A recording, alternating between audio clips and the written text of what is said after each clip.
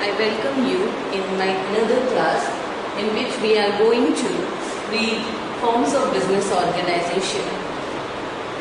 Forms of business organization. In this chapter, we have to study different types of businesses. जब business को explain करते हैं तो हम बिजनेस को 3 कैटेगरीज में डिवाइड कर सकते हैं, 3 सेक्टर्स के बीच में. फर्स्ट है हमारा है private sector, which is owned and governed by some single individuals. For example, Reliance.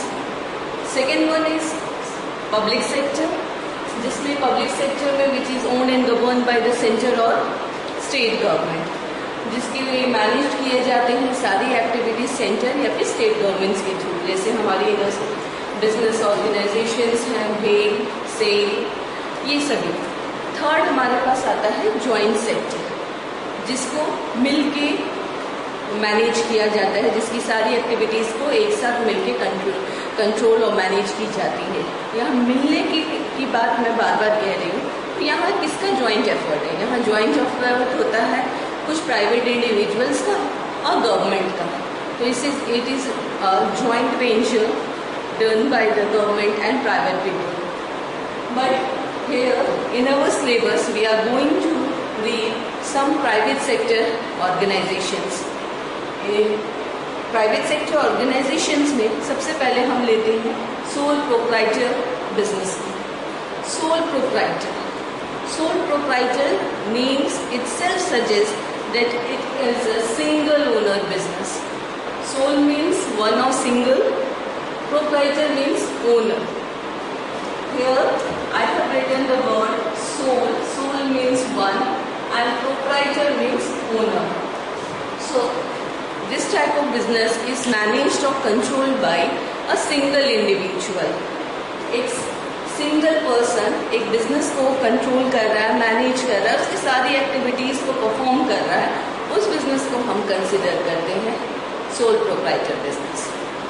अब एग्जाम्पल के लिए आपके आसपास जो भी provision stores, general stores, generally सभी सोल प्रोप्राइटर होते हैं, क्योंकि हम मानते हैं इस चीज़ को. Sole proprietor business small in size होते हैं. अब next come to the features of sole proprietor business. Our first feature of sole proprietor business is single ownership. As the meaning suggests, it is the business done by a single person. एक single person इस type के business को run कर रहा है. इसका सबसे important first feature क्या होगा हमारा? Single ownership. Next feature is individually risk bearing. अब इस टाइप के बिजनेस में जब एक सिंगल ओनर है, सारी एक्टिविटीज को वही परफॉर्म करता है, तो वहाँ पर क्या होगा? जो भी रिस्क अराइजेस होते हैं, जो भी लॉसेस हैं, उनको बियर कौन करने जा रहा है? वो single owner. Next feature is no separate legal entity. इस टाइप की बिजनेस की जो एग्जिस्टेंस होती है, लीगल एंटिटी जो होती है, वो ओनर के नेम से ही जानी जाती है. इसके लिए कोई सेपरेट रजिस्ट्रेशन हम नहीं करवाते हैं. जो भी बंदे का, जो भी उस ओनर का नेम है, उसी के नेम पर बिजनेस को आगे कैरी ऑन किया जाता है. So this type of business have no separate legal entity. Next come to the fourth feature, that is freedom of operation. Freedom of operation suggests that he is free to take any decision. अब single individual business को own कर रहा है, तो at that moment he is free to take all decisions regarding the business. तो उसको जो भी एक्टिविटीज परफॉर्म करना है, उसके लिए उसको टोटल फ्रीडम है. वो फ्रीडम के साथ अपने बिजनेस को कंटिन्यू कर सकता है. Next is unlimited liability. This is the one of the main feature of sole proprietor, which proves to be demerit.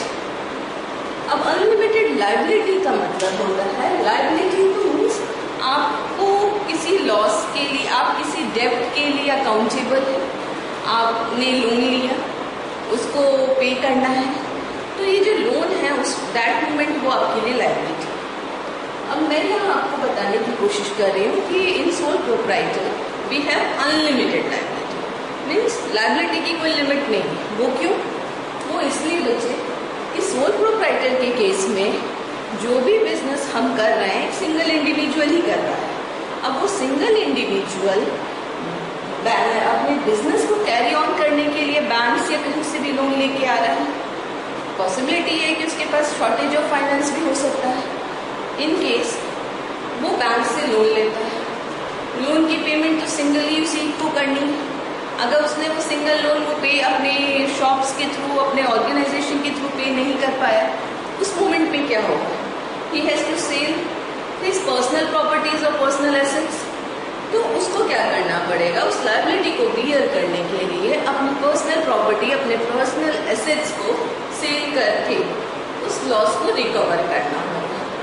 इसीलिए हम इस केस में कहते हैं we have unlimited liabilities. Next, अब one of the main important feature is one man control. यहाँ पे पूरा वन मैन कंट्रोल है, एक बंदा सब कुछ, एक सिंगल इंडिविजुअल ही सब कुछ हैंडल कर रहा है। तो पूरा पोजीशन किसके पास है, पूरा पावर किसके पास आ रहा है? सिंगल एक इंडिविजुअल के पास। Generally this type of business have small size, छोटे साइज के ये बिजनेस होते हैं। और दूसरी बात, सबसे और इम्पॉर्टेंट फीचर है इसकी फॉर्मेशन और क्लोजर। इस टाइप के बिजनेस में होता ये है कि इसकी फॉर्मेशन और क्लोजर प्रोसेस ईजी है। जब आपके पास फंड्स कलेक्ट होते हैं, then you go for to open a business. In case insolvency आती है, आपके पास शॉर्टेज ऑफ फंड्स है, एट दैट मोमेंट आप बिजनेस को शट डाउन कर देते हैं, क्लोज कर देते हैं। तो इसके लिए कोई लीगल प्रोसेस की ज़रूरत नहीं है। तो सोल प्रोप्राइटर बिजनेस के लिए आपकी फॉर्मेशन और क्लोजर प्रोसेस बहुत ज़्यादा ईजी है। अब बात करते हैं हम मेरिट्स की। फीचर्स से आपको ये तो क्लियर हो गया कि इस बिजनेस का नेचर, कैरेक्टरिस्टिक्स, मतलब किस टाइप का ये बिजनेस हो सकता है। अब ऑटोमेटिकली आपके माइंड में स्टक कर रहा होगा कि मेरिट्स क्या क्या हो सकते हैं। सबसे इम्पोर्टेंट मेरिट तो हो गया इजी टू फॉर्म। आपको फॉर्मेशन के लिए ज़्यादा सोचना नहीं है, कोई लीगल प्रोसेस नहीं करना है, रजिस्ट्रेशंस के लिए नहीं जाना है। तो easy to form is our first merit of the sole proprietor business. Direct incentive. Here the owner gets the direct incentive from their customers. जो भी बिजनेस हो रहा है, जो भी ट्रांजेक्शन्स हो रहे हैं, उसमें कस्टमर से डायरेक्ट डील हमारा यहाँ ओनर कर रहा है। तो उसको जो भी ट्रांजेक्शन्स हो रहे हैं उसका बेनिफिट तो उसे डायरेक्टली मिल रहा है, उसे पार्टिसिपेशन नहीं है वहाँ पर किसी का। इसीलिए डायरेक्ट इंसेंटिव बहुत इंपॉर्टेंट मेरिट है इसका, जो ओनर को मिल रहा है from the customer. Flexibility, total flexibility. Single owner है तो हर डिसीजंस अपने अकॉर्डिंग, सिचुएशन के अकॉर्डिंग वो ले सकता है। तो अपने डिसीजंस में रिजिडनेस की बात नहीं करेगा, वो फ्लेक्सिबल होगा। इन केस कई बार ऐसे होता है कि कस्टमर टू कस्टमर उसकी डीलिंग्स चेंज हो जाती हैं, प्रोडक्ट के प्राइसेस भी वेरी कर सकते हैं। तो ये फ्लेक्सिबिलिटी सोल प्रोप्राइटर बिजनेस में हमेशा रहती है। Next, sole beneficiary of the profits. Yes, he is a single person who takes risk. Then he is also a single person who can take all profits of the business. Sole beneficiary means single person है वो सभी profits को लेने के लिए, वहाँ पे किसी का पार्टिसिपेशन नहीं है। सिंगल ओनरशिप में जो भी ओनर है वही सारा प्रॉफिट आपके बिजनेस का लेगा। पर्सनल टच, यहाँ पर पर्सनली अटैच है ओनर कस्टमर से, वो कस्टमर से पर्सनली इंटरेक्ट कर रहा है। इससे बेनिफिट क्या हो रहा है? वो पर्सनल कांटेक्ट में है अपने कस्टमर्स के। इन केस उनको, उनकी नीड्स को वो समझ रहा है, उनको सेटिस्फाई कर रहा है, time to time essential services provide कर रहा है। One more merit is here, that is secrecy. Secrecy की बात करें, सिंगल ओनर अपने सारे डिटेल्स, अपने सारे ट्रांजैक्शंस को सीक्रेट रख सकता है, क्योंकि वहाँ पार्टिसिपेशन किसी का नहीं है। इसलिए फुली ऑथराइज्ड है, यहाँ पे जितने मैटर्स हैं वो total secrets. Next, independent control. Total business में किसका कंट्रोल होने वाला है? सिंगल ओनर का। ओनर का पूरा कंट्रोल है, इंडिपेंडेंट कंट्रोल है, वहाँ पर किसी के साथ उसको अपना कंट्रोल शेयर नहीं करना है। तो he is going to take all decisions of the business. Suitable for small scale operations, मैंने आपको पहले भी बताया कि इस टाइप के बिजनेस ये कहाँ सुटेबल हो सकते हैं, जहाँ पे बिजनेस का साइज छोटा है. स्मॉल बिजनेस ओपन करना है, then you go for the sole proprietor. Now after merits we are going to discuss the demerits of the sole proprietor business. First demerit is limited resources. We have limited resources. Sole proprietor business, मैंने आपको बोला कि ये business ज़्यादा suitable small scale business के लिए. अब small scale क्यों होता है? Due to shortage of funds, limited resources. Owner के पास लिमिटेड रिसोर्सेज है, इसलिए उसने सोचा कि नहीं मैं छोटा सा एक बिजनेस करूँगा. तो यहाँ पर ये इसका डिमेरिट है कि ओनर के पास लिमिटेड रिसोर्सेज है, उसी से उसे बिजनेस को कंटिन्यू करना है. Next demerit is unlimited liability. Unlimited liability, I have already discuss this topic under the head features of sole proprietor. Unlimited liability is the one of the main drawback of this system. In case आप loan as a owner loan pay नहीं कर पाओगे, तो इसके लिए loan payment के लिए आपको पर्सनल एसेट्स केवल ऑर्गेनाइजेशन को नहीं सेल करना है, उसके साथ उसको उस लॉस को पर्टिकुलर लॉस को बियर करने के लिए आपको यहाँ पर अपनी पर्सनल प्रॉपर्टी भी सेल करनी पड़ सकती है. तो आपकी लायबिलिटी की तो कोई लिमिट नहीं है. आपने जस्ट लोन लिया था अपने बिजनेस यूनिट के लिए, उस लोन को पे करते करते ये हुआ कि आपका पर्सनल एसेट भी सारा चला गया. That's why it is here written here unlimited liability. Limited managerial skill, this is another drawback of this system. Limited managerial skill, we all know a single person is not expert in all fields. एक single individual हर field में expert नहीं हो सकता. और यहाँ पर हमने अभी तक जो बातें की उसमें यही चीज़ आपको बताने की कोशिश की कि एक सिंगल इंडिविजुअल इस बिजनेस को कंटिन्यू करना है. अगर ऐसा है तो ये सोचना है, ये हमें यहाँ पर थिंक करेंगे, क्या वो सभी फील्ड्स में एक्सपर्ट है? Weather he is expert in maintaining accounts, dealing with customers, outsiders etcetera. तो यहाँ पर ये एक ड्रॉबैक है इस टाइप के बिजनेस का, that we have limited managerial skill. एक सिंगल पर्सन जो बिजनेस ओनर है उसके पास सभी फील्ड की नॉलेज नहीं हो सकती. दैट्स व्हाई कभी कभी इस टाइप के बिजनेस का को शट डाउन या इंसॉल्वेंसी की पोजीशन में ड्यू टू दिस ड्रॉबैक पहुँच जाती है. नेक्स्ट हम बात करते हैं limited scope for expansion.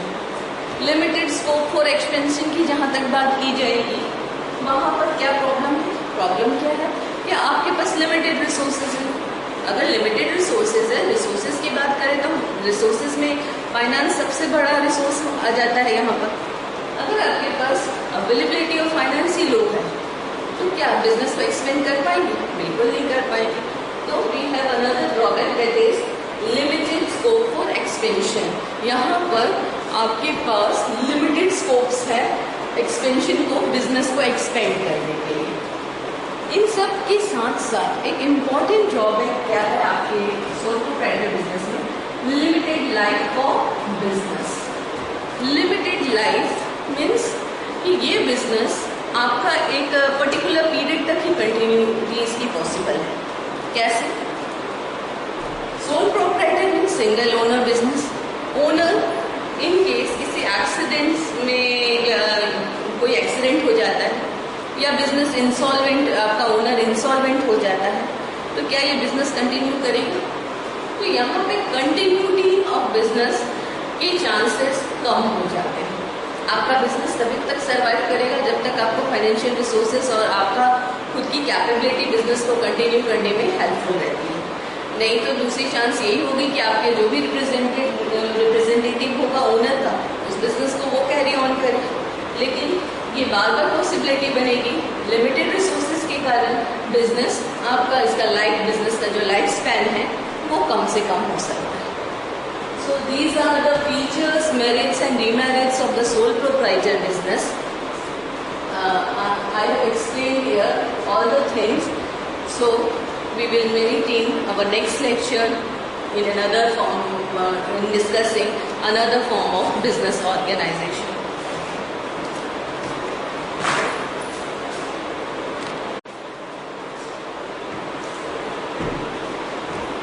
students, today I welcome you in my another lecture in which we are going to read Hindu Undivided Family. This is the second chapter of our syllabus in which we are going to study Hindu Undivided Family. It is a joint Hindu family business.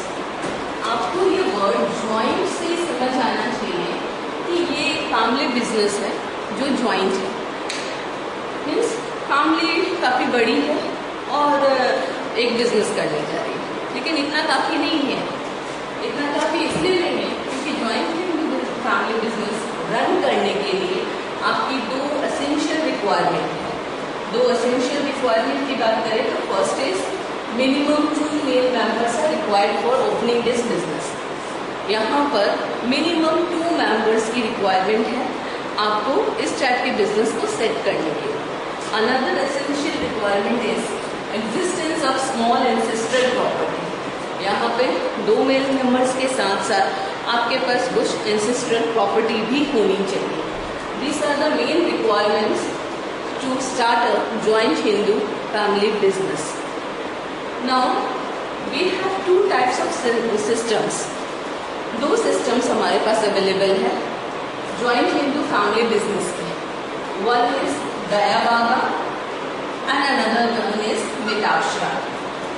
दया भागा और मिताक्षा दो ऐसे systems हैं joint Hindu family business के जो whole country में run कर रहे हैं।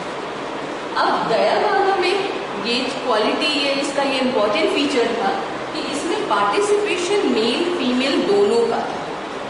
यहाँ पे जो भी बिजनेस के मेंबर्स बन रहे थे वो मेल और फीमेल दोनों को अलाउ किया गया था, जो जनरली केवल वेस्ट बंगाल में था पहले।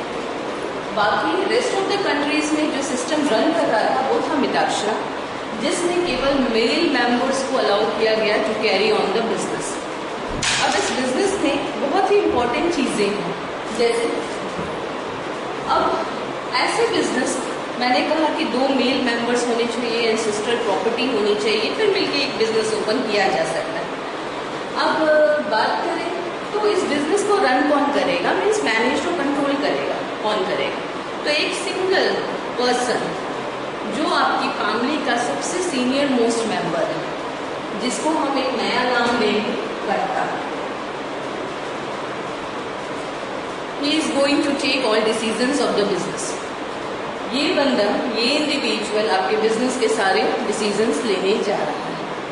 अब ज्वाइंट हिंदू फैमिली बिजनेस का सबसे इम्पोर्टेंट फर्स्ट फीचर के बारे में बात करें तो वो है हमारा मेंबरशिप बाय बर्थ। इसमें हमें बिजनेस में हम मेंबर कैसे बनते हैं?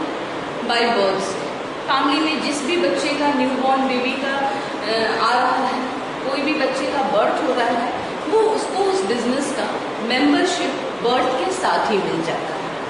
दूसरी चीज़ है मैनेजमेंट। मैनेजमेंट को कौन कंट्रोल कर रहा है, सारी एक्टिविटीज़ को कौन परफॉर्म करने जा रहा है? तो वही senior most member of the family वो है हमारा कर्ता, जो सारे डिसीजंस ले रहा है। तीसरी बात है number of members. Number of members की तो कोई लिमिट ही नहीं होने वाली है यहाँ पर। मिनिमम 2 चाहिए, लेकिन मैक्सिमम की तो कोई लिमिट नहीं है, क्योंकि एक तो ये ज्वाइंट फैमिली बिजनेस है। ज्वाइंट फैमिली के साथ साथ मेंबरशिप आपको बाय बर्थ मिल रहा है, तो इसकी जो मेंबरशिप की या नंबर ऑफ मेंबर्स की बात करेंगे तो minimum 2, maximum there is no limit. Liability की बात करेंगे तो यहाँ पर सबसे ज़्यादा बेनिफिट में मेंबर्स हैं। हमारे पास बिजनेस में यहाँ जहाँ बात की जा रही है सीनियर मोस्ट मेंबर करता है, तो रेस्ट ऑफ द मेंबर्स जो हैं बिजनेस के, बाकी जो बचे हुए लोग हैं वो क्या कहलाएंगे? को पार्टनर्स। अब ये को पार्टनर्स हैं, इनके पास ये राइट्स अवेलेबल होती है कि ये को पार्टनर्स आपके अकाउंट्स को इंस्पेक्ट कर सकते हैं, जो भी आप डिसीजंस ले सकते हैं उसको डिस्कस कर सकते हैं। लेकिन यहाँ पे एक और प्रॉब्लम है, को पार्टनर्स की तो लायबिलिटी लिमिटेड है, लेकिन अनलिमिटेड लायबिलिटी किसकी है? कर्ता की। इनकेस उसके डिसीजन से कोई लॉस होता है बिजनेस में या फिर कोई भी लॉस हो रहा है, then unlimited liability have to face karta. Karta क्यों फेस करेगा? क्योंकि इसके डिसीजन के कारण वो हो सकता है बिजनेस लॉस में गया। अब अनलिमिटेड लायबिलिटी होने के साथ के कारण इसको क्या फेस करना पड़ेगा, इसकी पर्सनल एसेट्स को भी उस लॉस को बियर करने के लिए सेल करना पड़ेगा। तो यहाँ कर्ता के पास अनलिमिटेड लायबिलिटी है और बाकी जितने को पार्टनर्स हैं उनके पास लिमिटेड लायबिलिटी है। Then we are talking about the minor members. यहाँ मेंबरशिप आपको बाय बर्थ मिल रही है, तो मेंबरशिप अगर बाय बर्थ मिलेगी तो इसका मतलब जो भी मेंबर्स है most of them are minor means below 18 years age. तो यहाँ मेंबरशिप और किसी भी बिजनेस में हम माइनर को as a member of the business consider नहीं करते, लेकिन जब बात जॉइंट फैमिली बिजनेस की करेंगे तो यहाँ माइनर्स भी हमारे लिए काउंट किए जाएंगे as a member. Then rights सबके पास है, जितने को पार्टनर्स हैं, जितने मेंबर्स हैं, सबके पास राइट्स हैं कि वो बिजनेस के जितने भी डॉक्यूमेंट्स हैं उनको इंस्पेक्ट कर सके, उनसे रिलेटेड मैटर्स को डिस्कस कर सके। जब बात हम रजिस्ट्रेशन की करेंगे तो registration is not required, registration की ज़रूरत नहीं है, ये कंपलसरी नहीं किया गया है हिंदू फैमिली बिजनेस के लिए, आपके लिए ये एक फाउंडेशन नहीं हो सकता। परपेचुअलिटी, ये बहुत ही इंपॉर्टेंट फीचर है इसका। परपेचुअलिटी मीन्स कंटिन्यूटी, ये इस टाइप के बिजनेस कंटिन्यू करना लॉन्ग लाइफ तक चल सकते हैं। कैसे? First, it is carried by the karta who is the senior most member of the family. अब इसकी अगर डेथ हो जाती है, कोई एक्सीडेंट हो जाता है, तो नेक्स्ट सीनियर मोस्ट मेंबर उसकी प्लेस पे वर्क करेगा। तो इस तरह कंटिन्यूटी तो आपकी हियरार्की बनी हुई है। तो ये चीज़ इस टाइप ऑफ बिजनेस के लिए बहुत इंपॉर्टेंट फीचर वर्क कर जाता है कि ये बिजनेस को कंटिन्यू लॉन्ग टाइम तक करना ज़्यादा इजी हो जाता है। ये सारे तो फीचर्स थे। बेसिकली देखा जाए हिंदू अनडिवाइडेड फैमिली बिजनेस में 2 मेल मेंबर्स की रिक्वायरमेंट है, एंसेस्ट्रल प्रॉपर्टी की रिक्वायरमेंट है, बाकी ये सारे फीचर्स हमें मिल रहे हैं। लेकिन इन सब के बावजूद 2004 हिंदू सक्सेशन एक्ट पार्लियामेंट में पास किया गया, जिसमें ये चीज़ कहा गया कि दोनों सिस्टम, ये जो हमारे पास 2 सिस्टम अवेलेबल था, दया बागा और मिताक्षरा, दोनों में फीमेल्स को भी अलाउ किया गया। अब इस टाइप के बिजनेस में females are also allowed to carry on the business. अब यहाँ पर मेल के साथ फीमेल की भी पार्टिसिपेशन को फुल इम्पोर्टेंस दिया गया। तो ये एक्ट हमारा अमेंड हुआ था 2004 में under Hindu succession act. So remind this. So that's all for today. We will meet in our next lecture.